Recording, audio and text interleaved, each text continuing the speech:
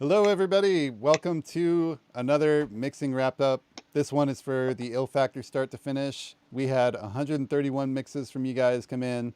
We went through all of them, narrowed it down to 10, sent it out Yes. to Jimmy Douglas, Dave Kutch, Ill Factor, and Jared Evan.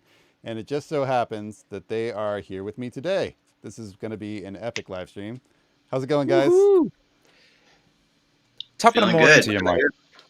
Good. It's awesome. Phone Top of the number. moon.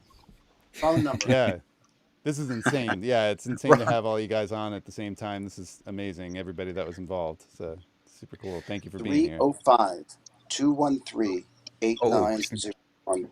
That's Jimmy's pin number if you need it. right, right. Those are winning lotto numbers for today. Yeah, that's today's winning number. There it is. Cool. Oh man. Let's get started off here. So, how we're going to do today is we're going to go over the actual mixing contest. We're going to talk a little bit about the series, about how things went down, and then we're going to get on to your questions. So, for everybody who's watching, if you're on YouTube or Facebook and you want to enter in a question for one of these guys, head over to Payment. puremix.net. You'll find our Crowdcast page up there, and you can submit your question. If you're in the Crowdcast chat, you can upvote each other's questions in there. So get your questions in, upvote each other's, and when we get to the Q&A, we'll start at the very top of the most voted question. So first off, let's talk a little bit about the series for anybody I'm who trying didn't to see make it. a payment, but the machine And doesn't recognize let me me. see. I don't know if I can mute Jimmy. I don't have the account number. This is the way I've been doing it because it's just my phone number. And I feel like that's like sensitive information going on. There we go. Oh 305. my god. All right. Cool. I think we're good. Where am I? Yeah. Okay. You got him. You got him, I buddy. think I got him. I think I got him. We could start. I mean, I could start. um, How did this all happen? Who are you people? look, I'm gonna. Where I am can start. I can share my social. Look, I like long walks on the beach. We can Yep. talk about. We can start. All right, Start with your bank info. Yeah, we'll start with that. Mark, what was your question? Something about what? Yeah, let's talk about Who are we? how this all came together. Yeah, who you are first, and then I know that you've known Jimmy for a while, and you've known Jared for a while, and maybe we could just give a little Yeah. rundown there. Yeah, well, this has been in the making for quite some time. When Fab reached out, or and when connecting with the Puremix guys, they were always wanting to do some kind of production video, featuring me. And I was like, look, I mean, it's a no-brainer.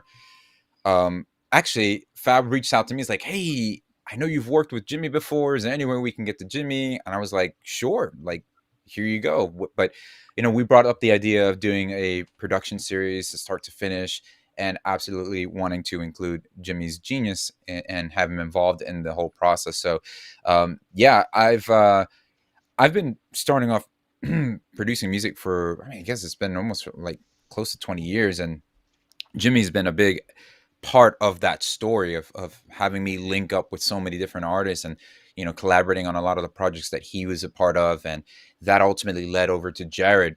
When Jimmy found Jared was just a wee boy selling shoes under the bridge. No, it was, his talent was on, front and center, and he was like just getting a deal with Interscope. And, long story short, that was an amazing project to be of, because we were at the very foundational part of just developing, finding out who Jared was, and being a part of developing that sound. And so Jared was just an artist that I always love working with, because we continue to pick up where we left off and just evolve from there. So it's always kind of doing that. So when we thought of, like, who would be an artist that would be a good fit for this, I was like, yeah, let's hit up Jared, because not only of the mutual connection that we have, but just the overall synergy that we have when we work together. So yeah, it all just kind of fell into place easily. I don't know if I even answered your question. No, absolutely. Yeah, that's great. Yeah, and I want to shout out you've done a couple YouTube videos. You've got a couple things going on One or as two, well. just So one or two yeah, it goes. yeah, one or two. So no, I think there's a YouTube plaque hovering around there somewhere back there. So yeah, It's so next we got to to talk a my little bit about that. extended car warranty. There you go. Yes, exactly. Yeah, hiding behind Um, the logo there. well, yeah, man. So aside from still making and being a part of producing on projects, I really had a season of my life where being able to pour into others and helping them take their next step with producing music has been a really big thing for me now. And so that led me to create Beat Academy, which is a platform that does exactly that. And then a lot of the content that I share on YouTube and online is yeah, it's just there. It's just available for those who are interested, wanting to take their next step forward, wanting to, you know, finally be able to produce the music they want to produce, but have the guidance of somebody who's been there and done it. And I'm having a lot of fun being able to see that and seeing the growth and the way it's been impacting people's lives and being able to finally confidently produce the music that they want to produce. So that's what I've been focusing a lot of my time and energy on lately through Beat Academy. And it's given me access to so many people to be able to do that and provide mentorship opportunities for and things like that. So it's been great. Had Jimmy involved there. Would love to get Dave to pop on through. Now that I'm putting him on the spot, he has no choice but to say yes. But what else we can do? Anything he can glue. But yeah, man. So that's been that. Teaching's So, easy. yeah. I'm So in. Yeah, I'm in on that. It's fun. oh, that's awesome, man. So yeah, that's been really what's been on my radar lately is just coming alongside a lot of people who are excited and serious about wanting to produce their music and allowing me to be a part of doing so. Yeah, amazing. Yeah, so if you guys dug the start to finish series, fair to say you're gonna love Beat Academy. So definitely check that out. Check out Jared's stuff on YouTube as well. Check out Ill's stuff on YouTube, and then go check out Jared's stuff on Yeah, YouTube. you can check Jared's stuff out, and, Yeah, and yeah. then you can definitely check out Yeah, Jared's stuff for sure. yeah, yeah, for sure. And Jared, that brings us to you. Yes, sir. Who are you? Yeah, hello everybody. It's good to be here. As Il said, I'm an artist, also producer, songwriter for others. You know, which I've been getting more into out here. I'm in LA now, from New York, and yeah, I mean, it's just kind of, you know, piggybacking off what Il said. I was so young and new at everything. Like right when I linked up with Jimmy Douglas and Il Factor, I had was just literally it was just like recording records in GarageBand, like in my internal microphone on my laptop in my basement, and like had never been in a booth before. Didn't know about compression, EQ, like low end, high, like the whole spectrum of things of how it worked, and just everything, you know, that goes into the recording process. I was so new at it, and I've been blessed to have come under the wing of these guys that, you know, some of the best. I mean, Jimmy Douglas, and then obviously he, you know, Il Factor was under the tutelage of him, and then I kind of was under the tutelage of both of them.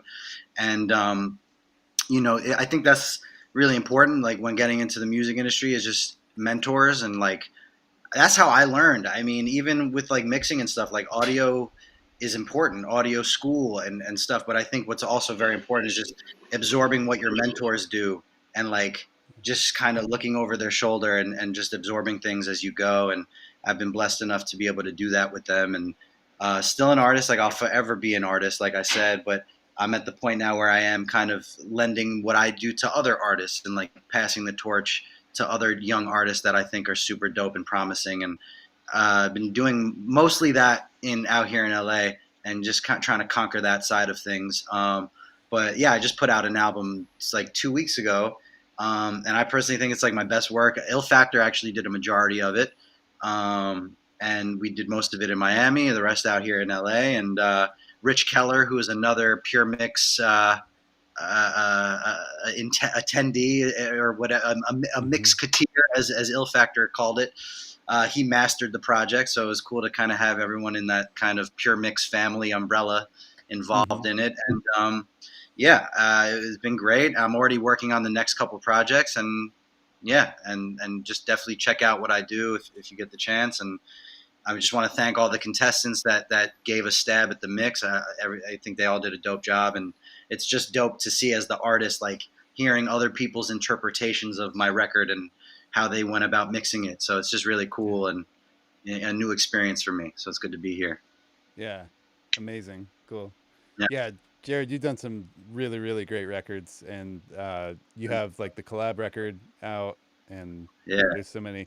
This track actually wound up being a part of that. Is that correct? Yeah. Yes. You know, when we made it, I was thinking about, you know, my most recent one, the one I said came out 2 weeks ago, is called Dark Days. I think initially when we made Light Shine Through, it was actually kind of for that theme, and about, because Dark Days is about like trying to see the light in things and trying to see the hope in dark situations, and that's kind of what spawned the idea of Light Shine Through. But I just wasn't ready for Dark Days yet. It ended up taking a lot longer, so we ended up putting Light Shine Through on this collab project, which is I think worth mentioning because I think it has a lot to do with what we're doing here today. It was a project that literally I made the whole thing on Twitch with my fans viewing. They would send me sounds. I ran a contest actually where if you send me sounds, even if you're not a producer, even if you know nothing about producing, you just record anything. Record a baby crying or your brother yelling. Just I'll turn it into records, and we'll make an album that is including all of my fans, and they'll get publishing. And I just felt Light Shine Through it made sense for that project because of how it came together. It came together collaborating with Puremix. Fab was down there documenting it. Me and Ill Factor made it from scratch. So the concept behind it was very like collaborative. The theme around it, how it got made, it just felt right. It belonged on something called collab because it literally, was birthed from such a collaborative process. So yeah, it ended up on collab, which is, I love that project. It was like an EP. It was kind of like a sampler for the album, and the album ended up being this one I put out 2 weeks ago. It's called Dark Days, and did a lot of great stuff with Ill Factor on there. I think mix wise and what we did production wise, or the musical decisions we made, I think it's the boldest and best thing I've done. So yeah, I'm in a place now where just like super just want to push the envelope and not do the same thing over and over, and it's good to kind of be in this place that I'm in now. Awesome, man. Yeah, cool. Yeah, all right, so Dark Days is out now. Everybody yes, just sir. check it out. Check that out. Amazing. Okay, so on our bottom left, below me, if I was doing the Brady Bunch thing, this way, sorry, there we go, is Dave Kutch. How's it going, Dave? I wish I could follow up on the Brady Bunch thing, but that was a good one. We all need to get in sync on that one. Right. Wait, yeah. I don't know where. There you go. And Jimmy is Bobby, always forgotten about. Yeah. And missing. Down here. Or Alice, missing. Yes, yeah, there you go. Awesome. Nice. Dave Kutch, world-renowned mastering engineer, insane discography. Man, some of the best sounding records ever are coming out of your place. Just one really lucky guy. Man, that's a lot of work to run a mastering studio in New York City and have the kind of discography you work. So there's a little more than luck involved. Again, Jimmy's one of those people I learned from when I was very young. Just, I've got the same story as Ill Factor and Jared. I met Jimmy when I was, still young and just starting in mastering. And when you listen to Jimmy's mixes and you start breaking down how he does it, when you get the chance to visit him in the studio working, you just learn you're just given a whole new color palette or a whole new way to look at things when you sit down to work on a song. And, Jimmy always comes from this technical and then super creative side. He truly mixes like an artist. He's like, there's so many different ways we can do things. And, in all the years that I've been mastering stuff for him, everything, whether it's Justin Timberlake, John Legend, everything's just got a little something special to it that just nobody else would have done. No other, some of the greatest mixing engineers, they just wouldn't have put this beautiful little fingerprint on it that Jimmy always seems to do. And it's a subtle thing, and it's never overbearing, and it always makes the song better. It's always appropriate. Yeah. And that's one of the things that I've always tried to learn from Jimmy. It's just like, you can always put your color in there without stepping on the artist's toes or stepping on the producer's toes. Always focus on the song. Amazing. Yeah. So I've had a long relationship with him and himself and Fab for quite some time. And then Fab came to me and said, we're finally going to do this thing. And I was like, great. And I said, you know what? We can go one step further. And after it's done with me, let's cut the vinyl for it at the Mastering Palace. Yes. Which, we were just talking about earlier.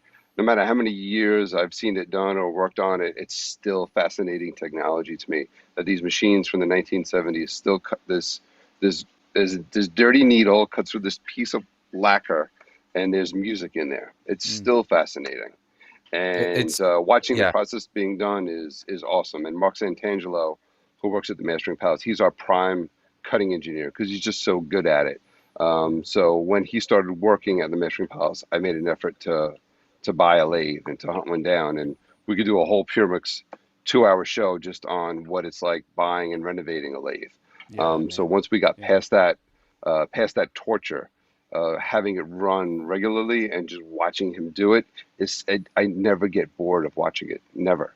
Mhm. And to do that, to do a Puremix video and teach and show how that's done is great because it's such a rarity. There's so few lathes in existence in the world, so it's not something you can just pop into any local studio and Yeah. see. Yeah. So when Fab said he wanted to do it, I was like, great, this will be a fun day. Yeah.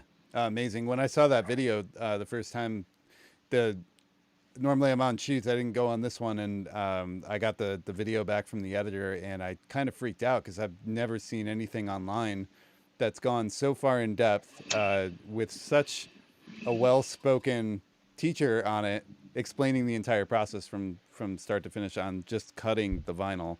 So Oh it's yeah, literally everything that, if you were ever wondering how vinyl records are cut and how a lathe works, that's pretty extensive on there already. We could definitely it go so really is. much deeper, but yeah, Mark was great at describing it, and he's like an idiot savant with it. It just yeah, flows out of him, and it's great. And the song was a perfect song to do as well. It was a beautiful song, and it built. So it had these nice quiet intro. It built mhm, into a verse. It built into a pre-chorus, and then just opened up on a gorgeous chorus. So that's a prime song for vinyl, something that's got space and beauty to it. yeah, yeah, That's cool. That's so cool. Yeah, I mean, I think we were all just honestly, that was the sell. That was the buy-in for me when Fab was mhm. like, "We're gonna go to vinyl." I was, shh, you had me at vinyl. You didn't need to do. I put my finger on his lips and was like, "Fab, stop. You had me at vinyl, bro. Like, whatever it is." And even in the productions, it doesn't even matter, bro. We're gonna put this on vinyl. We can have a Yeah. zebra dying in the background. It doesn't matter. This is going to vinyl. So it was, yeah, it was, it's because I'm gonna be honest. Nowadays, that's not the end goal of any of the records that I'm working on, whether it's major or independent artists. When I'm working on it, we know that's not the destination. It's gonna end up streaming or it's gonna end up somewhere else. So to see that and it's not to bring that up to say like, oh look, this is something cool. And it's like, and everybody watching me like, that's nice, but we're not gonna do that. I think it does something with understand, like it rehashes the, like what you were saying, Dave, that it really opens up the reverence for that whole process. For me, I was like, man, this is something so so lost, and it's really refreshing to Yeah. see that, because it gives you a great perspective of where we're currently at now, and there's nothing wrong with it, but just that whole chain of command where records used to end up going Mm. when they were done. Yeah. Yeah, the only place that they ended up going for quite some time. Yeah. Yeah. Yeah, guys, definitely check out. I think it's the very last episode of the series is where they're cutting on the lathe, and it's completely mind blowing. I had no idea what was involved, like the pitch computers and saving space for grooves, and the way that that's adjusted as it's going to maximize space on the record. It's pretty intense and Maximize space, amazing. maximize volume, helium to keep it cool. Wow. It's a delicate dance. Yeah. Yeah, Wow. the tank of Vacuum to goo. hold the platter, vacuum to hold Yeah, the disc onto the platter. yeah, It's yeah. incredible. You're a wizard, Harry. You're a wizard. Man, the Neumann Company, they were wizards. Thomas Right. Edison, who created it initially, he was a wizard. That's crazy, man. Awesome. I'm This just is checking something in to from see if Harry Jimmy's Potter. back. Jimmy's not back Yeah. yet. So do we have Jimmy back? I don't We have know. The man, the the myth, the glue of all legend. of this. He's still Senator. renewing his warranty, I think, for his car. And he's dealing with the extended warranty on the Yeah. car. We're just He's trying to reach dealing with out, the let you know about the extended warranty. He's That doing was the extended insane. warranty on your car. So- Oh goodness. Wow. Oh boy. Awesome, man. He's This is giving. already just so fun, and one of my favorite things about the series actually was watching you and Jared just go back and forth at each other the entire time, like during the production. Oh. You could just see And like the length of the relationship there, and that's Yes. what they kept. That's what they kept. There was a lot left on the cutting right, floor, I'm sure. right, You get Jared, first 5 minutes minutes of me and Jared in the room, cool. The yeah, first 5 hours, all right, bro. Like is that changes after a while, or like, but I think you know. And I think that was also another reason why picking Jared is because we've got that relationship. And I think at the very heart of working together with anybody, and Dave could probably attest to this as well, is that nurturing of the relationship with the artist. Mhm. It's very important that it doesn't just get cut cold for the sake of the means of, well, this is what we need to do to get a hit record done. It's like, nah, like, what are we doing that speaks to the both of us and allows us to really feel good about what's happening at that moment?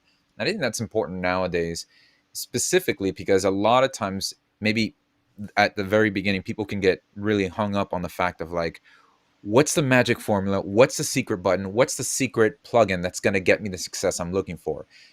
I think you're missing the picture here. It's like, what's the process that you're overlooking that's going to allow you to feel at the most joy from that process about the music that you're making? And I think that's important when it comes to relationship development. And so, yeah, I wanted that to be captured on there because if we're not liking what we're doing, then why are we doing it? So, Yeah. And hopefully it encourages more people to work together in the same room. yeah. Oh, yeah, absolutely. I tried, man. I tried so much on the Zoom, definitely during the pandemic stuff, the Zoom sessions. There's some cool technological stuff that are allowing to, doing as best as it can to bridge the gap. But goodness gracious, man. I mean, nothing compares to that live interaction. Right. Yeah. Right. Agreed. Yeah. And yeah, Dave, how often are you having artists swing by the Mastering Palace to attend sessions? I mean, even before the pandemic, years before the pandemic, it went from 75%, 85%, 90% unattended. So Yeah. it's a very, very small number of people that attend. And it's usually bigger artists that are very astute in the studio and that are really involved in crafting the sounds of their songs. Those are usually the ones that come in. Very few mid-level, but everything happens at such breakneck speed now. It's unfortunate because no matter what, every time I do a long attended session with an artist, something better comes out of it. Something happens where the two of us look at each other and go, "Oh, we both never thought about that idea. Let's explore this for a minute." Right. And that always happens when I'm in the room with Questlove. It always happens when I'm in the room with Alicia Keys. There's that energy of being in the same room with somebody, just giggling, just laughing Yeah. about something stupid. Just having that camaraderie. And there's a reason why we ended up in this room. We all love music. That's it. We all love music. We all love listening to songs that we were huge fans of. And I don't know how, but we all had this opportunity where now we're actually making those records. Right. And you have to savor all those moments when you're in the room with somebody like that. And then you start realizing all those books and all those stories or all those TV documentaries that you watched and saw when you were teens and 20s about how this record was made, how that album was made, what happened when this idea came together, what happened, what broke in the studio that ended up in this amazing sound. Now we get to do that. And you don't get to so easily do that when you're working remotely, when you're working at breakneck speed. Sometimes you really have to be in the room, you have to slow down, and these magical moments, these magic moments of creation that nobody expected occurs. And yeah, it's a treat. It's a treat to be able to do these things. Yeah, absolutely. Yeah. 1000%. The man, the Here we myth go. is back. We got Jimmy him. Douglas. There it is. I had no internet. I had no internet. Oh, Going man. crazy. That's what I was doing. We got it sorted. Yeah. Jimmy, thank you so much for being here. What an honor to have all of you guys here at the same time. This is insane. So, Cheers, you guys. yeah. Did we miss the part about the fade? You missed the part Not about yet, the Jimmy. fade. Not yet. Totally. Yeah. Not yet. Not that fade. Yeah. Yeah, we were just going through and kind of introducing everybody and talking about some of the history with how you guys are all connected. Jared shared the story about the bathroom. Yeah, you're at the nucleus here, Jimmy. So Jimmy's the nucleus for the three of us here. So Yeah. nucleus. You can't say that, Jared. Sure, the one about the bathroom. Like, okay, what are you talking about? I don't even know what did I say about No, there was nothing. I don't about even know what the he's bathroom. No, Which bad dad which joke. bathroom? Yeah. Just lost his Awesome. view on that one, Jimbo. Yeah. You know, Jimmy, the bathroom. Come on. Well, I guess we're live, and I guess there's a bunch of folks sitting back there off camera. That's And right. Yeah. I'm sure you guys have welcomed them already, but I'm welcoming them as well. And I don't know how you've presented all this. Sorry for that interruption. But literally, the minute you went on, my internet went out. Oh man. That's crazy. And sorry, folks, but here I am. And yeah, I mean, I don't know if it's been said, but you know, the quality of the mixes were very impressive. I was very impressed. You know what I mean? Unfortunately, we could only pick 3. Right. But those of you in there doing in the trenches, man, you guys did a great job. I mean, half the time I thought I was listening to my mix. No. Yeah. I was listening to your mix 7 times. Right. Amazing. Okay. All right. So let's do this. So there's some people in the chat saying that they want to hear Jimmy's history. So Jimmy, if you want to do a little thing, and then I just want to remind everybody too, there's a long interview with Jimmy on YouTube where you can go, and I think it's 40 some minutes long. You get to hear the whole story. So that's an amazing interview. It was really, really fun to watch that one. But yeah, Jimmy, how did you meet all these guys? These guys here. Yeah. Well, let's see. I will start with Ill Factor, which is the bathroom. That's the bathroom story. The bathroom story. The bathroom story. So when I eventually came down to Miami to start working down here, I'm my most of my mixing life and engineering life and the whole life, musician, everything was all New York. That's where I hail from. I mean, born in Philadelphia, but the rest of it's all New York. And then I was working with Timberland a lot, and when his time moves on, music moves on, and it just doesn't stay the same. Guys don't come in the studio with drums and guitars anymore. Just some do, but not where I was. And and the sound and the choice of tools and the tools and the choice of things that people are making to be competitive, and also the sound of the day, it does change. And there's only so much that one person can keep up with. And be like, I was working with Timberland, so I'm in the middle of the soup daily. We're making records that everybody's following, so we're in the forefront. So there's no time to look back and see. There's different things happen. When you're trying to get up there, it's easy to find out what's out there and because you're chasing it all. If you're sitting in the front seat of the bus, there's nothing to look at because you're in the lead. And it's not, not even competitively saying the lead, but it's like you're watching in real time what you're doing is actually working. So why would you search for more? But I was. And one of the things I was searching for was somebody to help me modernize and go to the next level. Because I think EDM was starting to kind of bubble in, and just all these different things and different sounds and textures that I didn't have the time to figure out. And I ran into Ill Factor, and he was... we had a little bond going on, and I was just like, hey kid, what are you doing? Can you help me do some remixes, and maybe you can be my little ghost man on the side? Because I really, really wanted that. And so that was our bond together. And then we ended up getting a room together, actually. Ooh, ha. And whoa. And that bathroom? No, it's not that bathroom story. Bathroom story. And we became very very partnerish and very, very close that way. And I'm sharing, the old school knowledge with him, and he's sharing the new school knowledge with me. And together we it became a nice synergy.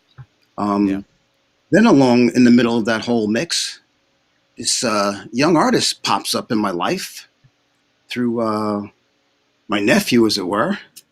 And he was tight with my nephew, and they came, to me, actually. They were on a journey to get something happening. And it was Jared, and my nephew brought him to me. He says, listen, check this guy out. He's da-da-da-da-da. And I was like, when I heard and saw what he was doing, I was like, holy shit. This is really cool, man. Yeah. And I was just totally taken aback by Jared. So we were lucky enough to put together a deal with a major label and get some funding, and then he came down to Miami, and it was me, Ill, and Jared. It's great synergy. We made some great records. It was a lot of just fun, a Yeah. lot of fun. The definition of like if it ain't fun while you're doing it, well, we were definitely having fun as well as making great product. I mean, that first trip, Jimmy, the fourth chapter, that first trip, man, special. yeah, that was amazing. That was amazing. Never to be forgotten. Yeah, we got a lot of fun. The whole journey too. It wasn't just like what we were doing in Miami, but everything that tagged, like going to LA, the meetings tagged along with that, the situations, everything involved in that season of our lives together. Man, that was special. That was really cool. Yeah, that was amazing. And then enter into my life, Dave, and he's been mastering some amazing records. The first time I actually met, well, no, wrong. I had met Dave, but didn't really know it. Maybe sometimes we probably crossed paths, but the first time I literally came and sat in his face and watched him work his craft was when I did the Questlove. It was a Questlove record. Was it the John Legend record, I believe. Yeah, John Legend and the Roots. And the Roots, right. So Quest was like, Yeah, yeah, that was a well, dope album. first of all, he was like, we're going to go master. We're going to go be at midnight. I'm like, mastering guys don't work at midnight. What are you talking about? The classic traditional mastering guy comes from 9 to 5, which is why when rec companies tell me, we're going to master, it's a Friday night. They go, we got to get in and get mastered. I go, stop. You're not. But it's a different world now. And I guess now you gotta work 24/7. Back in the day, man, mastering engineers went home at 8 o'clock the latest. So when Quest said, "Yeah, we're gonna do midnight," I was like, "Oh, I got to go to this session." And, he had the Firehouse, his mastering place, and it was just great. We just we spent half the night doing it in Mexico. It was a great experience. Then of course he did some of the Justin Timberlake records that I've done, and we've been pretty close since then as well. And that's half the Jimmy story. makes my job easy. Yeah. Man, that's amazing. Somebody in the chat just completely distracted me because they wanted to point out that the light is shining through on Jared right now. It's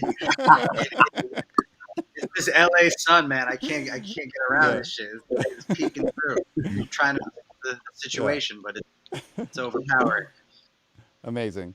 Okay, well, what do you guys say that we get on to announcing the winners of the contest? Love it. Do it. Go for it. All right, so you guys got the chance to download all of the tracks, do a mix of it, and send it in for review. Jimmy, actually, normally what we do with these is we go through all the mixes because there's so many. There's 131 in this case. So we pare it down to the top 10, and then we always send the top 10 to the mentors so that they, don't have to take so much time out of their crazy schedules to listen to 131 mixes. Jimmy actually did it. Amazing. He heard all of your mixes. So everybody who entered, that should be a prize in and of itself, is that Jimmy Douglas listened to your mix. That's insane. So wanted to throw that out there. But going on, which we have something interesting about that too in a moment with the results of it. But I'm gonna. Oh, did we just lose everybody? Yeah, they did. I'm here. I think we lost Mark. But we lost Mark. we lost There the we guy go. driving There the we go. bus. There we go. Bus driver's back. All right. Okay. All right. So our first place winner is going to win a copy of T-Rex 5 Max and one master from Dave Kutch, which is awesome. And that master doesn't have to be their mix of Light Shine Through. That can be anything that you have. You can send it over to Dave. He's going to do a master for you. Second place prize, you're going to get a year pro membership subscription to Puremix.net. That includes all the plugins on Process.audio as well as Mixup.audio service. Mixup is our mix review service.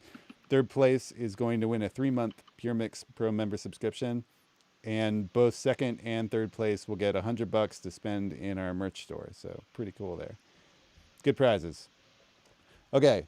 And with having 4 mentors on the show at one time, basically what we did was everybody picked their top three independently of each other, and then we just went through and basically assigned point values to, you know, the first place winner, the second place winner, the third place of everybody's choices, and that's how we came up with the winner.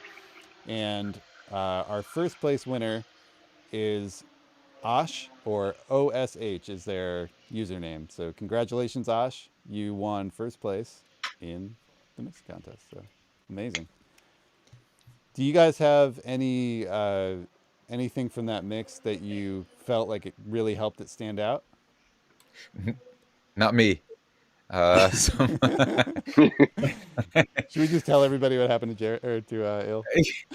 yeah, because apparently I played the same mix about 7 times. I didn't really understand. I didn't read the directions. So go and read directions, guys. But I just kept listening to Jimmy's mix over and over. I'm like, man, all these mixes, they just sound the same. I gotta really either I'm lacking, and it's just one of those days where I can't tell. But so yeah, I threw my hat out of the ring for this one just because I listened to the same mix 7 times, thinking it was different. But Right. It that's actually neither here wasn't nor in the there. manual. It was confusing for Yeah. everybody. Yeah. Basically on the mixing contest page at the very top, we have Jimmy's mix, and then you scroll down and you see all the contestant mixes, and it wasn't clear on what people were listening to, but we got there. So yeah, congratulations, OSH. And Dave, Jimmy, Jared, do you guys have any comments about that mix? I guess what I'll say is, like, I just thought they were all great. I just thought that one was a little bit thicker, like not as thin as the other ones, I guess. And the de-essing was a little better for me personally. You know, those are things that are like important to me. Like if the S's are too thin and too empty sounding, like it just had more weight and thickness to it, which I really liked about it. Yeah. Yeah. Awesome. I My thought 2 it, cents. I thought it was very like very straight ahead. That's what I'll just say. It was very simple, very straight ahead. I got to the end of it and I was like, okay. I mean, you know, a good mix can like knock you out of your chair, or basically be a mix that allows you to sit in your chair for the whole thing. And that was one of those. I was like, there's nothing wrong here, nothing to see here, folks. You know, that's how I felt about that one. Yeah. Awesome. Agreed. Agree with everything Jimmy said, everything Jared said. And for me, my trinity that I look for is the kick, snare, and vocal relationship, and the balance between those three was just right. And I liked the fact that it still made you move. There was a couple of tracks, to Jared's point, that they were missing some weight, so it really wasn't making you that move that much. This one just had that perfect balance of weight, vocal, and claps and snare. So it was nice. Yeah. Awesome. Sure. Okay. Yeah. Congrats again. So moving on to our second place, a person who's placed in the top numbers multiple times, KLWN, you won second place for the mixing contest. Yeah. So yeah, did anybody have specific notes for this one, or? I was wondering what is KLWN for? I was hoping clown. I was just curious. Yeah.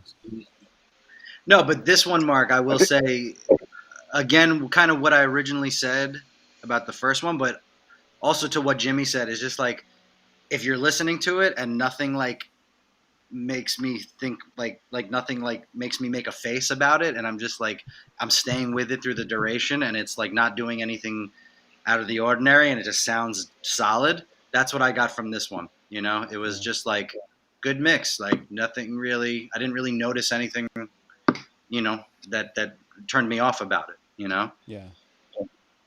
Yeah, for sure. The only notes Awesome. I just found my notes on this one. It was nice. I just thought the kick could use a little bit more pop, and the choruses could be a little wider. So this way, there's a little bit more, a little more openness when you hit to the beautiful part of the chorus. Other than that, really nice. Yeah. Cool. Jared, what's it like getting 131 mixes of your song? You better It's like it. Yeah. because I know. you're not No, gonna get no. any. You're not gonna get that from me or Jimmy ever again. I mean, 130. Yeah, well, I was gonna say, like, to that point, I'm kind of used to that already because I'm getting that many mixes back from engineers now. No, I'm just playing, but No. um, no, 131 versions. but no, it was interesting, man. And again, I didn't even go through that 100 and whatever. I just even the 10 was like impressive to me. It was just like interesting, because I'm only used to engineers like Jimmy mixing in the past, or people like Rich Keller, I said, or even Ill Factor. Like I have my guys that I know kind of get me, and like that's all I'm really used to. So hearing just outside people that are kind of doing their own interpretation or how they think the mix should flow is just dope to me. It's because it's just further a testament to like this is an art form. Like it just shows that like the engineer, the mix audio engineer, is also in a way an artiste because there's an art to it kind of makes or breaks a record. A song is a song, lyrics are lyrics, melodies are melodies, but you know feeling that record, like I said, you're sitting and it's not, if it's keeping you entertained, like that's an art form, and that takes work. And I think I really thought deeper into that here, like having this experience and like hearing just random people mix my record. It was dope. And I didn't love every single one. Like they didn't all blow me away, but that's not even the point. The point is it's just dope to see how other people's minds work with my music. It's really interesting. And it's subjective. There's no right or wrong way. I think the only objective thing in this whole thing is like, does it just feel good? Like what Jimmy said, is there anything that's giving you a sour face? If it's not giving you a sour face, it's just, I think that's the important thing, is like that kick snare vocal conversation Dave was talking about. Like you just want it to have glue, and yeah, I mean, everyone kind of does it a different way, but it was interesting. It was really interesting. Yeah. Yeah, I love Jimmy's comment too about it, being able to sit there and listen through the whole thing without it feeling like it's, the mix is trying to say, "Hey, listen to me," and just Right. making it about the song. That's such an important thing that I think, it's easy to forget when we have a plugin list that's, 4,000 pages long and all that the end goal here is it's not for us to be heard, it's to get the song across and make sure that that's heard and all that. And if I might add to that, actually, there are records that do exactly what you said, which is like pay attention to me, the mix. But this particular song, um, it was done pretty well from a production standpoint from the beginning, all the arrangement, all the parts, and it was just laid out very simply. It didn't demand the mixer to show off and say, "Hey, look at me." It's like it was the best way to do it. Is like it was about the artist, it was about the composition, production, and basically you wanted that to just kind of shine through, so they could really get in all of what was the original intention. Hmm. Awesome. Right. That's how I That's felt good. about the mastering too. It was just be gentle with it. Hmm. Story. Everybody told the story. Right. Jared told the story. Ill brought it to life. Jimmy gave it another life, and I just breathed a little whisper on it. There was no need to step on it, and just let it be. Yeah. Yeah. And I think it's a prime example of like passing the ball, layup, like, you know what I mean? Like me and Ill give it to Jimmy, and then Dave finishes it off. That's like a beautiful mix master dynamic right there, Yeah. It's a pretty insane team. Yeah. Cool. Okay, so our third place winner was Suprelle. So Souprelle is our third place mix. Anybody has specific notes on it? Um, no, Ill. no, again, I just, You again, want my notes? it's a I'll give you solid. my notes. My Yeah. my notes were sounded like a great mix. Yes. Awesome. No, it was dope. It was dope. Yeah. Yeah.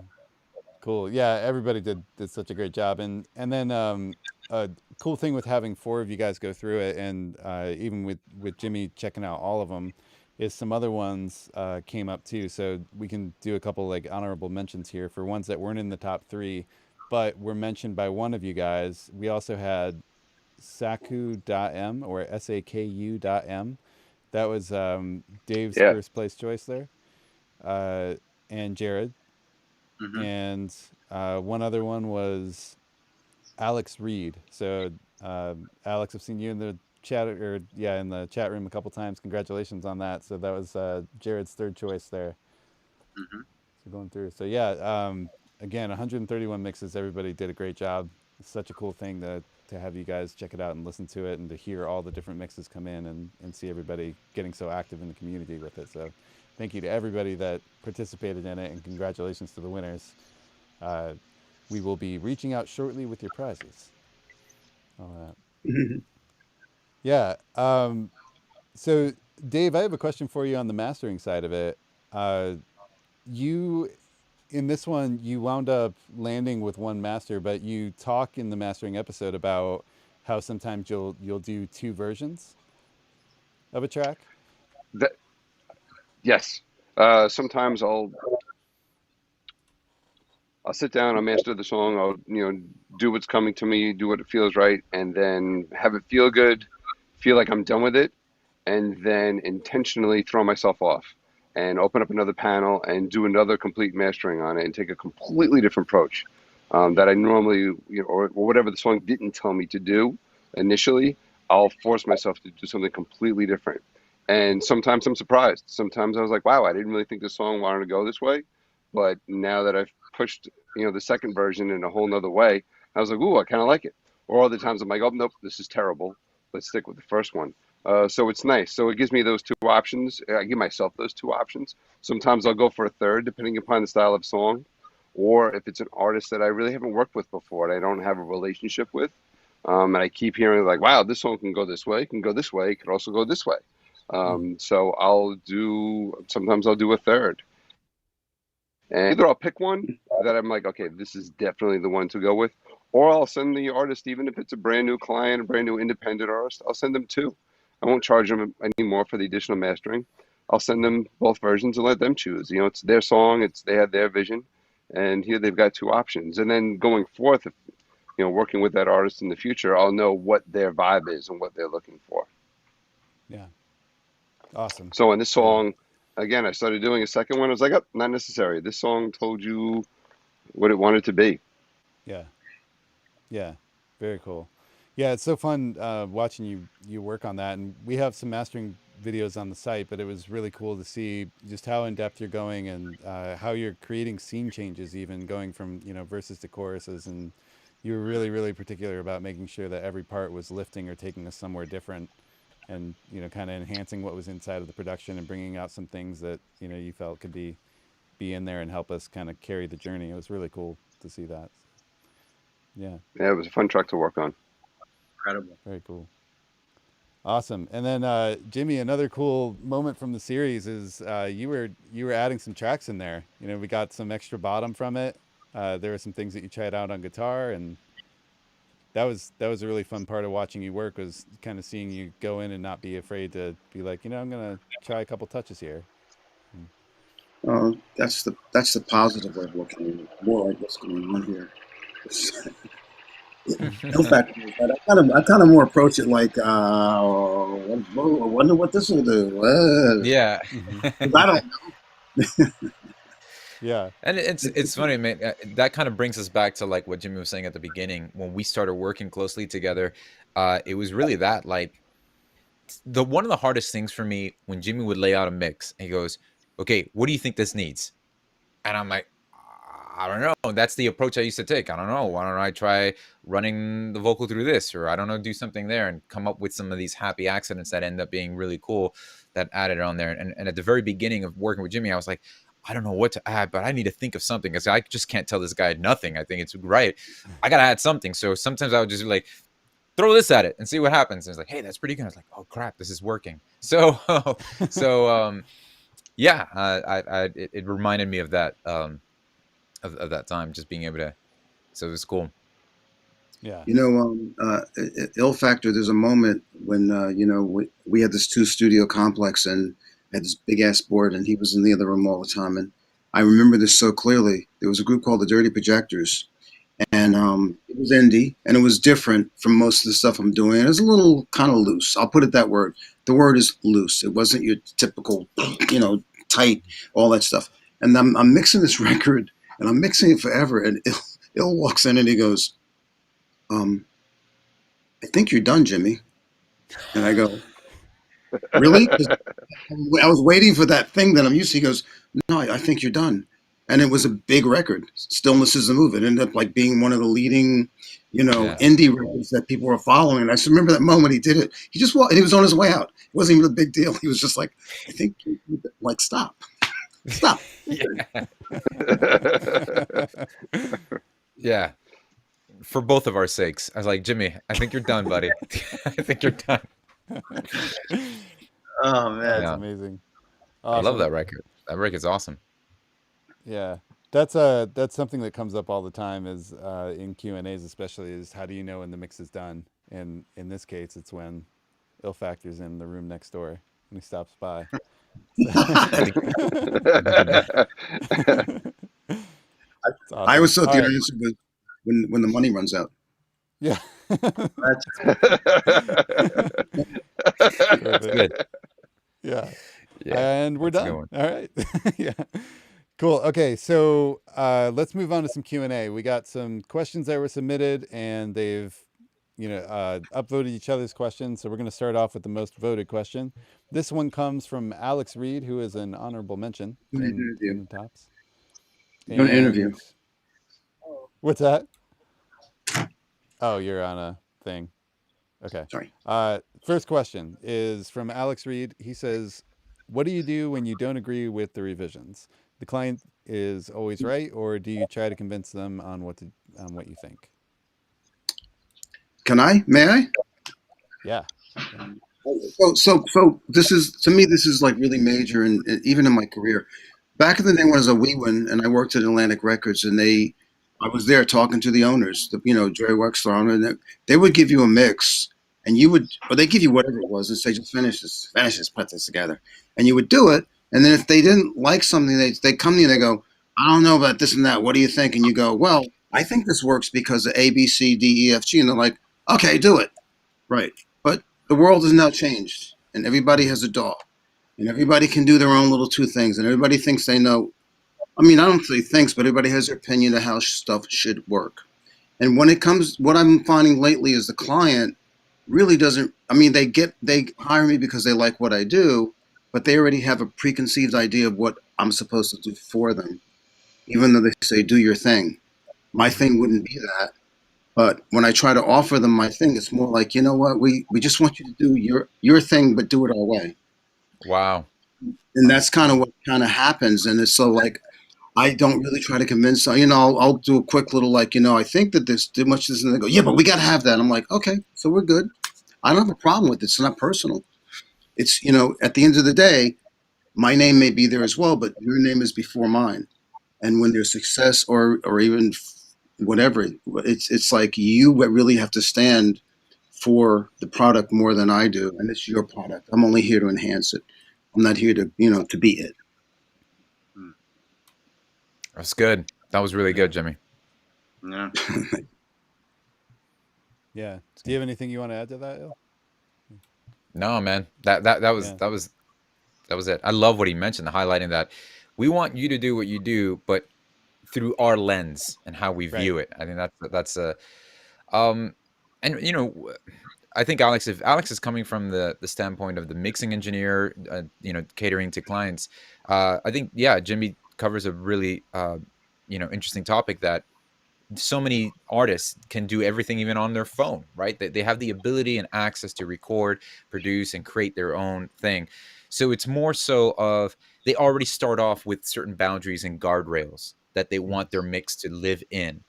And I think that's something that that to keep in mind. So not to bring those barriers or boundaries or guardrails completely down, because then you're throwing them into a shock, but to kind of work within those boundaries as well. So yeah, I think what Jimmy said was perfect. Yeah. That's part of the modern mixer, actually.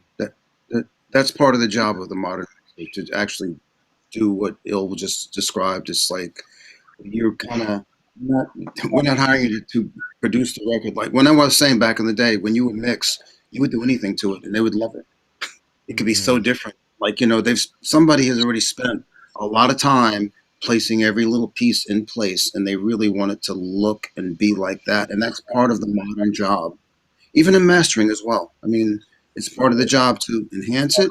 It's got to sound like the original product. It's got to kind of resemble the original product, or they're not gonna be happy at all. Yeah. Yeah. Dave, how about you in the mastering world? Jimmy covered everything I could say. Yeah, Yeah. Jimmy put it perfectly. So no, it's the same. Yeah. It's the artist's product. So I'll always do a revision. Um, I'll do revisions until it gets better, and then sometimes you have to step in and say, all right, now you're going backwards. Right. There comes a point where you do have to. There's at the mastering side, it's a little different because now this is it. There's no more changes after this. Their baby that they've been nurturing for 9 months is about to go out into the public, and sometimes they just don't want to let it go. Or they don't want to be judged. They want their baby judged, and they'll just keep changing and changing and changing and changing and changing, just so it doesn't get put out. Yeah. And sometimes, again, the first couple of tweaks makes it better, and then now they're going backwards, and you have to step in and say your baby is beautiful and your baby is ready for the world. Let it go. Yeah.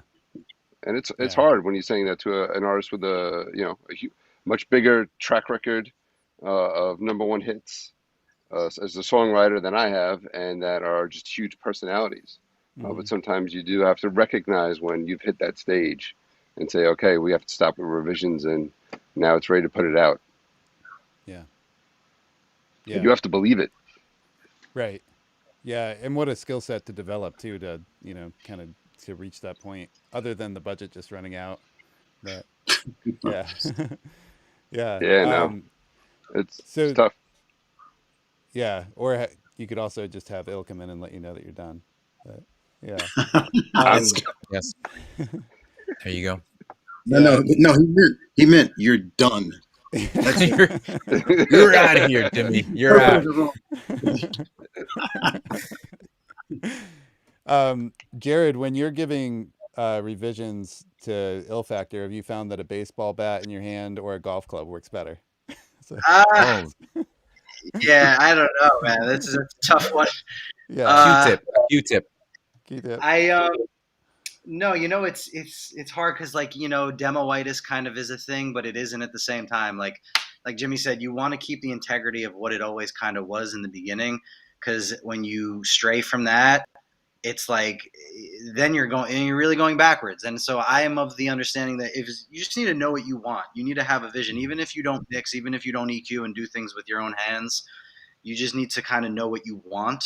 I think that's first and foremost the artist needs to know, and that's in everything. That's like your brand, your logo, like every aspect of being an artist. You kind of it starts with you being a visionary, and it's very much the same thing when it comes to mixes. It's like it's the integrity of the song, but you need to teeter the line of like, yo, you have demoitis versus you want to keep the integrity of it, but you also want it to get wider and like better. And I've seen that with me personally, like when even with Ill, like he'll send me a mix that I've been sitting on for months that I'm used to, that I know still needs stuff, but I really like how it sounds. And then he'll send me a new mix, and it's like don't react immediately on your impulse in that moment. Like sit with it, live with it. It's important to live with that because even on the one particular one we did, Ghosts, I noticed, I don't know if I told you this, but when he sent me an updated mix, I like thought the snare wasn't right, but that's only because I was so used to the demo. And like I said, you want to keep a little bit of both. You want to keep the integrity of what the demo did, but you need to understand that that's not final, and that it's you need to have an open mind and marinate in what it will be.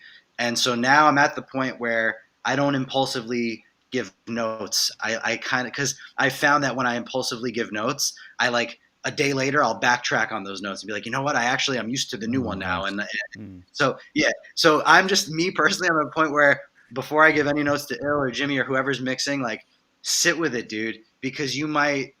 It's like the same way you got used to the original demo. You might build a familiarity to the new one, and you might like things about the new one, and it's just about sitting with the new one, and then from there be like, okay, I like this, and this about the new one, but I feel like this, and this is missing from the OG version. And that's how I do it, is just kind of living with it and getting to a middle ground where you get to a point where, okay, now I think this is sitting just right. It's like, take your time. Don't take too much time, because like what Dave said is you could just tinker and like, before you know it, you're just in your own head and you don't know what's what anymore. You don't know what mixes what and which version is, So, go slowly with it, live with it. Don't take too much time, but just don't put all of the marbles in the demo bag. Like you want a middle ground. That's why I say, and I've heard Jimmy say this, like send the wet and the dry. Like if you have wet stems, that kind of paints the picture of how you want it to look and feel. Send those with the dry so that you have that option of like, okay, well, Jimmy doesn't need to start from scratch again. He could just take some of the wet things and merge it with the dry stuff that he painted. And, I think it's important kind of just having that vision as the artist. You need to like know what you want it to sound like before you dive into like notes with a mix engineer, Yeah. I think just jumping on top of that, I think the most important aspect to that is what we started off talking about, the nurturing of the relationship. Because of the relationship I had with Jared, I know that kid, if we just did something from scratch, he's going to latch on to the demo version of that. He's going to bite into it, and that's it. That is the lens in which he views everything else we're working on through the demo. So I love the demo so much. So, and something I learned from Jimmy is my quick impulse to always want to tweak. Jimmy would always tell me like, leave it alone. I was like, oh, but I got to do this. Like, no, man, it's good. So balancing those two things throughout the years of realizing the importance of that's why nurturing a relationship with an artist, you understand the way, and not everybody has that luxury of working with artists for long term. Sometimes you just got to deal with the client. So you kind of have to understand what they're saying without them actually spelling it out, and realize, okay, what are the aspects that you love about the demo? And if you can just, summarize that, then I want to make sure I don't move away from that core that you do like from the demo. So that, that's the thing. I know Jared, like, it could literally be like a drum loop and him mumbling, and that's also the thing, is being able to balance that. Like, this is the rawness of the demo, but at the same time, it's really muddy because I have to go in there and clean some of that low end because I never had the time while we were creating it to do that. And also, that's been a part of my workflow, is actually carving stuff like that out while we're producing. So while he's writing, I'm actually carving stuff out and doing all that stuff. So by the time he's done writing a verse and something, it's like, I've kind of got it sitting where I want it to sit. So, but the demo ends up becoming like somewhat of a sub mix already, or like a rough mix to kind of go with, so that I'm not too far off when we hand it over to somebody to mix or something like that. So, Right. yeah. Yeah, baking it into the actual recording of it and making it a thing versus just leaving this blank slate to be recreated later. Oh yeah. Right. So, yeah. We talk a lot about that on these Q&As, and it's just moving forward with intention, and that's a skill unto itself. But having something that you're driving toward instead of just kind of not tracking with anything on it, or all that. So one of the things that is major for me is once again, this comes from my lineage and how I did it. I very rarely used to listen to rough mixes because they were done on a board and you wasn't going to create it again anyway. So I got used to just going from where I start. But in the new world, everybody can make what they want, and then they got the the rough we're talking about that they spent a month on, 2 months, and it's got a certain after a while that's how it sounds like. So I tell people, please send me the stem. Well, like Jared was saying, send me the stems that created that rough. I want to be able to put that up, and then just basically there's the rough, and I can go from there, and I can do some stuff. But I always know where zero is, because when I pull them back together, there's what you had and you loved.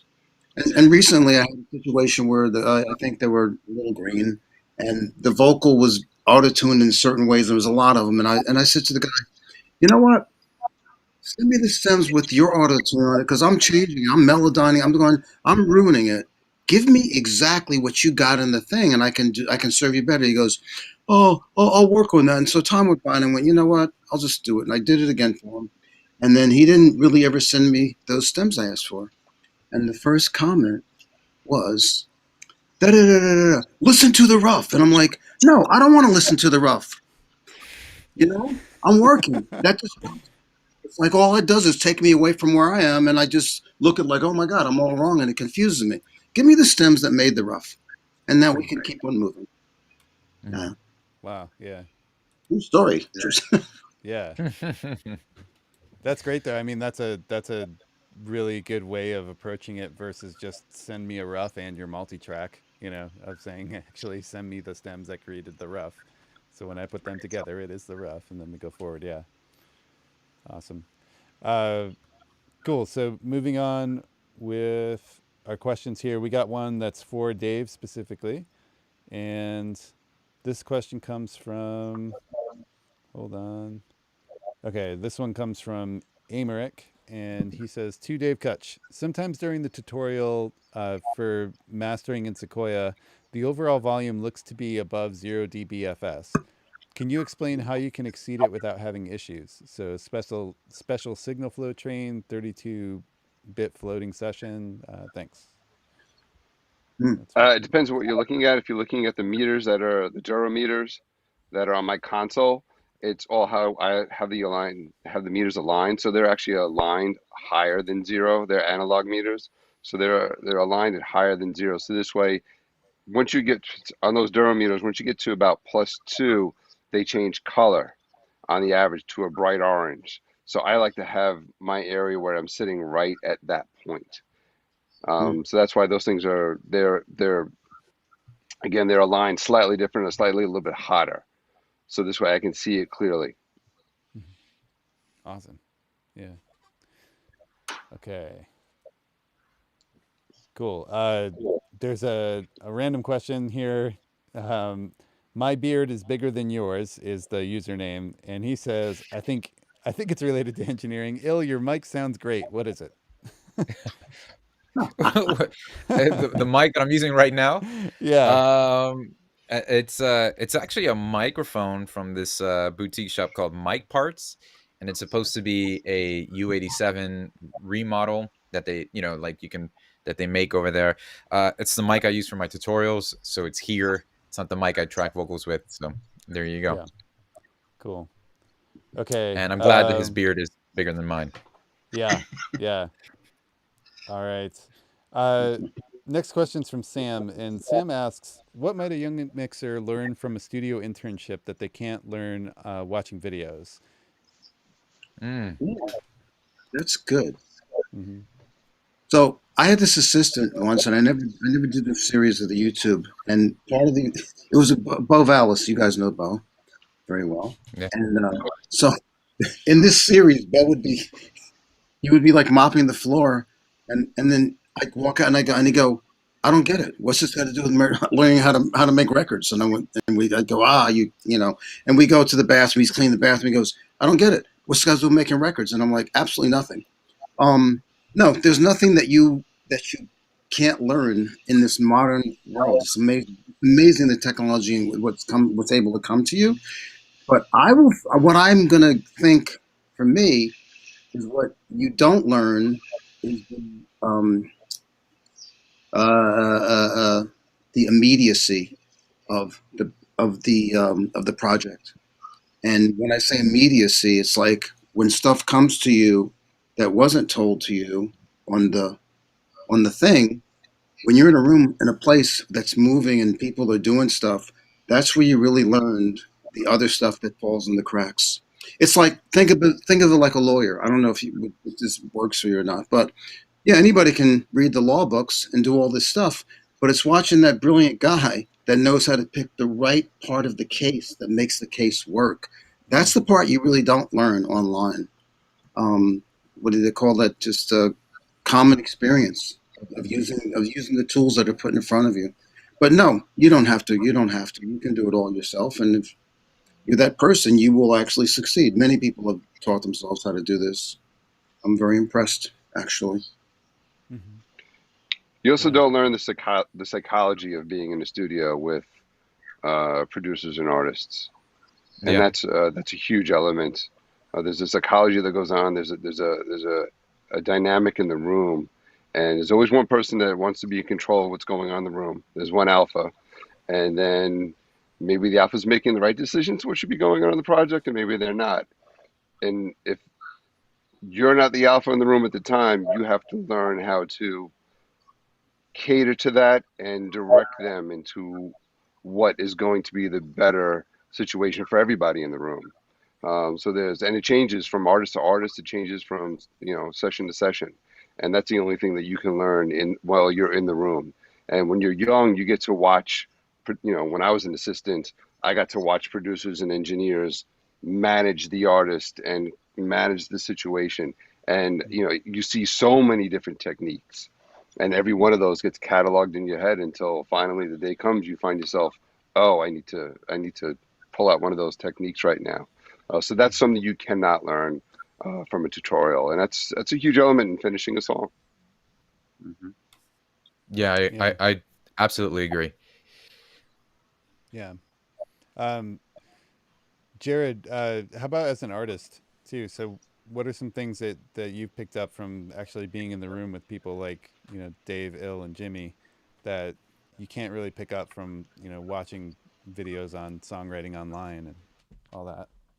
Yeah, I think just literally peeking over their shoulder and seeing what they do, like that's unique to their method of whatever they do, like just absorbing from your mentors. I think, yeah, like DIY tutorial stuff is, of course, I mean, technically, yes, you can learn A, B, C, D, E, F, G, right? But like actually being in the room, hearing stories that of past sessions and things that have, it's beyond just the technical. It's like absorbing the whole environment of being in a studio, like being there, seeing the etiquette of how runners do things and the reception, if it's like a studio like that, or if it's like your own studio that you built, it's still important to see, when Jimmy goes over to his Gidgets and Gadgets, it's like he's doing his own thing that's unique to him. And, yes, you can learn the streamlined stuff, in tutorials, but these unique things that people like Jimmy do or Il, like that they kind of, it's the same with having a unique sound as an artist, as a band, like you have a sound.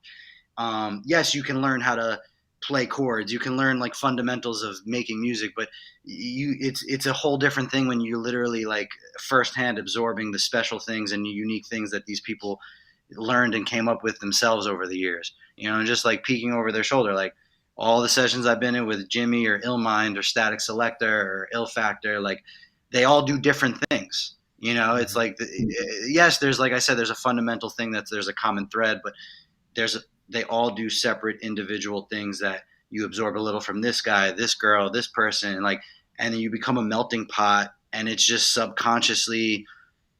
That's how I did it. I mean, like I didn't do good in audio school. I went to Five Towns College for like a few things, and it was shortly thereafter I ended up getting signed to Interscope. So I was able to like not I still felt the pressure. I thought, well, if I go to music school, at least I'll be prompted because I'm interested in it. But Mm-hmm.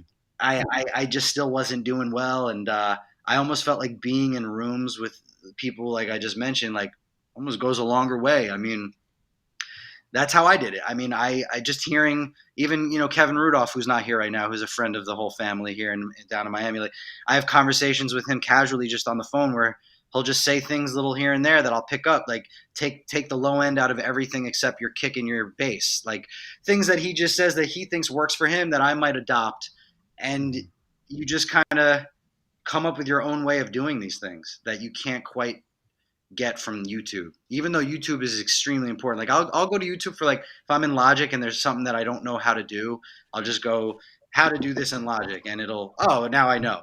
But it's like I said, it's those deeper environmental things, the situations that you're in the studio that is unique to each creative. You know what I mean? Yeah. That Yeah. you can't get anywhere else but the room. You Yeah. know? Yeah. I think Dave hit it on the head too with the psychology of it from the engineer producer mixing perspective. And um, Jakir King talked about that a lot in his start to finish series, where he would identify when he's in a room with a band, he kind of looking, right away, he didn't say this verbatim, but just kind of looking around the room and trying to figure out the dynamic of the band. And it's like, okay, who's the leader? Who's the guy who doesn't get heard enough? or whatever, and who do I need to watch in case, like, their temper or their ego gets out of control or whatever. How do I manage that situation and all of that? So Yeah. yeah. Yeah, there's sorry to cut you off. There's definitely that's more the spotlight when you're in the production seat as well. And I'm sure, Hmm. Jimmy, and Dave, when you're in that environment, um, because you're experiencing a vulnerable moment when you're in the songwriting process, with an artist. I might know all the how to's, how to create a future bass track, but the Hmm. why I'm doing that usually is one of the elements that gets left out in that process. And I might know the technical aspects of how to do this, how to add that. As a matter of fact, I could just create a splice account, drag a couple loops, paint it for 3 minutes long. But what I'm missing is, how am I communicating with the artist that I'm working with in a way that allows the best foot forward for the both of us in there?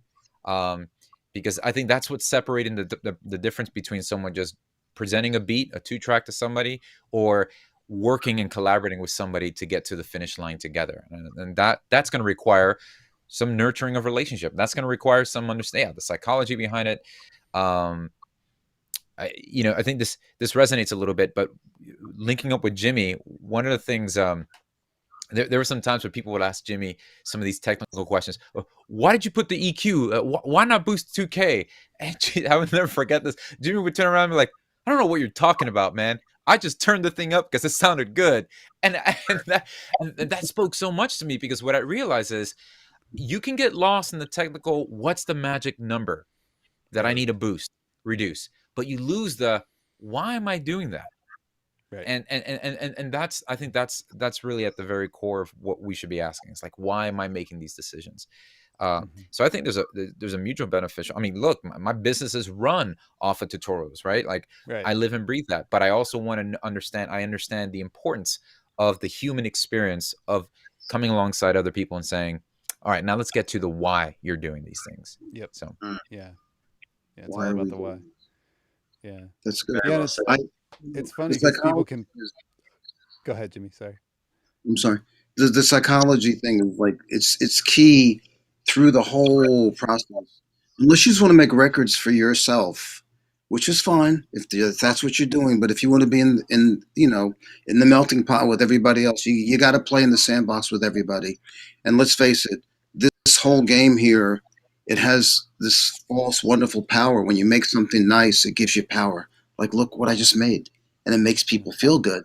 So like we were talking about the alpha and all that stuff. It's like everybody wants to be in charge, and we all can't be in charge, but we can all help each other come. If everybody's that's what's missing in the tutorials, and that was said well. You can't possibly have every variable that's going to happen to you when you interact with another human being. You can make videos till you die, and the whole thing is when you're sitting in a room with that kind of thing, you see the weirdest shit happen, and you learn it, and you go, oh, okay, I got that. And the other thing is on the video, you probably wouldn't have seen that because the players would have been embarrassed and wouldn't have been able one to put it out. When it's live Hmm. running like that, you learn so much about the human interaction and just watching it come to its end. Yeah. On a microcosm, the same idea. One of the reasons I've learned that way back when, because we had musicians and you'd be responsible for a session. You got these musicians and you're trying to do a thing. It's not like you go pick your little sample and you do it. It's like you got to get them to play what you want, you think is going to be what you think you want. But they're musicians, so they decide, no, no, no, no, here's a better chord. I don't want a better chord. I want the chord I want. But we're all here together, so I got to be nice about it. And I got to convince you to do what I want you to do. And that's where the psychology comes in. And that's kind of, I think, what Dave was, alluding to. It's like yeah. you have an idea of how you think this can work best, but you got to get through their minds and let them feel comfortable about letting you do this. And, that's what I, that's what I believe that you don't get from the YouTube. Yeah. Amazing. Yeah. Yeah, I feel fortunate with the start to finish series. We get to see some of that, and I feel like we definitely see it with Jared and Il. There's, you guys have a long-standing relationship. You knew each other for a long time, so there's little, almost like idiosyncrasy things that would happen in your interaction with each other, where you know Jared or Il, one of you might suggest something to the other, and you can see the other person acknowledge but also deflect sometimes, and it, like, I saw it happen both ways, like in the actual series of it, but it was done in a way that was like smooth and, you know, cool. It wasn't creating conflict in any way. So there's some of that happening too. It's like sometimes it's not even the Jared thing knows that better. is, yeah. Well, he was holding the golf ball, yeah, the golf club behind your He head had and you the didn't see golf it. club, not the Yeah, baseball bat. yeah, Spike exactly. bat. Yeah. But yeah, No, but it's interesting because it was like unspoken, but it just, you know, the other person kind of knew just based off of, you know, whatever the vibe was and all that. So yeah, no, it's about just saying what you think about it and having the like.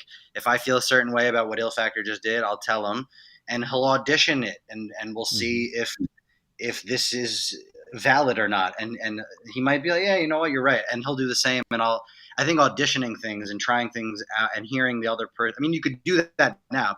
Back in the day when Jimmy talking about when you didn't have these DAWs, like you had time and time was money and you had to get the part and you had to do it. And I think we're in a place now where you can audition things like and see what works and what doesn't more smoothly. You know what I Yeah. mean? So I think that's like a good part of where we're at today. You know?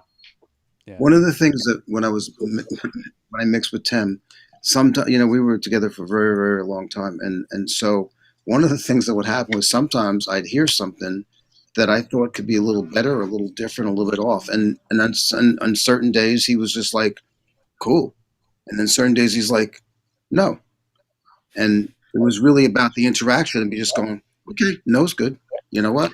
Uh, or I'd have a problem with the stuff on the front, and I'm more like he's leading, and I'm going, wait a minute, they're paying you the real big bucks, so you figure it out. I'll do whatever you, it's like it's all there is no one solution to this whole thing. Every day is a different day, a Mm. total different day, you know, Facts. and that's really what you don't, it's like I think Ill said, you have the tools, but you don't really know what they're all really for. That's one of my things about people that come out of schools and stuff. I watch them have all this knowledge, but they don't really know when to use it. It's like, I think, like a golfer. You got all those different clubs, and you're supposed to use this one for that, and this for that, and this for that. Well, I don't golf, so I don't know the difference. Just give me one club, I'll use them all. But that's the thing. They walk in the door, they don't know what time it is to use which club, and Yeah. that's kind of what you learn in the room. Yeah. Yeah. All right, guys. Well, I want to be super mindful of everybody's time. Jared, I know that you I got to actually, get to a session. yeah, I got to run now, but this was so dope, and thank you everyone that came and tuned in and legends here, Mark, Dave, Ill, Jimmy, thank you. Like this, I want to do more of this, and that vinyl thing could be interesting. So definitely, let's Oh, figure that out. cool. All Yeah. Thank right. you guys. Yeah, guys, thank you so much for being here and for doing this. Thank you for it to everybody who joined the mixing contest and was a part of it. And yeah, anybody have any closing thoughts, or we will see everybody on the next one? Yeah, no, this is Bye. great. Thanks, Mark, for putting it together. Jimmy, Awesome. Dave, thank you guys for being awesome, and we'll see you guys soon.